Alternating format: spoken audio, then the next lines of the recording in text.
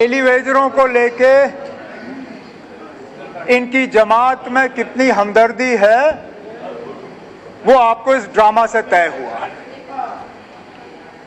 इनका ना डेली वेजरों को लेके कोई फिक्र, ना उनके तैन कोई हमदर्दी, ना उनके रेगुलराइजेशन को लेके कोई गर्ज।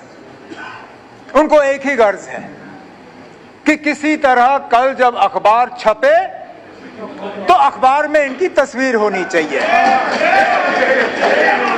और उस तस्वीर को छपवाने के लिए ड्रामा करें, झूठ बोलें, हाउस को मिसलीड करें, इनको कोई फर्क नहीं पड़ता। हर मामले में इनकी एक ही कोशिश है कि झूठ बोल के किसी तरह ये अखबार पे सवार होना चाहते हैं। मैं कितने मिसाल दूं इन्हीं का। मुझे मेरे साथियों ने कहा कि मत बोलिए, इसलिए मैं पिछले दिनों चुप रहा। एक हद होती है स्पीकर साहब बकवास करने की। अब यहां मामला जनाब फारूक अब्दुल्ला साहब पे हमले की मजम्मत करने की आई, उसमें भी ये लोग अपनी सियासत करना शुरू कर गए। उसमें भी इस नौजवान एमएलए से सच नहीं बोला गया। क्या कहा कि हमने जी महबूबा मुफ्ती को मकान नहीं दिया, हालांकि रिकॉर्ड गवाह है गुपकार रोड में सकीना यत्तू साहिबा के मकान के ठीक पीछे उनको मकान मिला है। अब चलिए, अगर मकान उनके स्टेटस के बराबर नहीं तो कोई चिट्ठी जिसके जरिए वो मुझसे कहें कि आप हाउस अपग्रेड करके मुझे बड़ा मकान दीजिए, वो भी नहीं।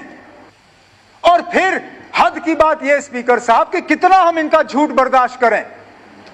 फिर सोशल मीडिया पे मेरे खिलाफ लिखा कि this is government sponsored murder, मतलब कि मेरे ऊपर कत्ल का इल्जाम कि मैंने महबूबा मुफ्ती को मकान नहीं दिया क्योंकि मैं चाहता हूं कि उनका कत्ल हो, ये जानते हुए भी मैंने उनको मकान दिया। अच्छा, फिर ये कहा कि अगेंस्ट एंटाइटलमेंट। मुझे बताइए ना, किस कानून के तहत उनको एंटाइटलमेंट थी?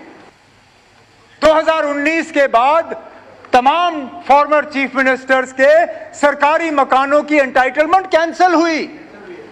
हमने रिलैक्सेशन में उनको मकान दिया, उसके बाद भी झूठ, और आज ये ड्रामा। मैंने इसलिए कहा स्पीकर साहब, इनको कोई हमदर्दी नहीं है डेली वेजरों को लेके।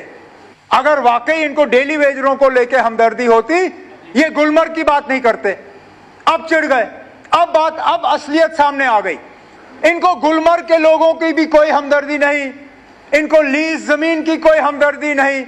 ये चाहते थे कि मैं तनवीर साहब के प्राइवेट मेंबर बिल को अपोज करूं, उस ऑपोजिशन को लेके ये शोर करें। शोर का मौका मिला नहीं क्योंकि इनका बिल एडमिट हुआ। अब ये परेशान हुए ना, मैं किस चीज पे शोर करूं।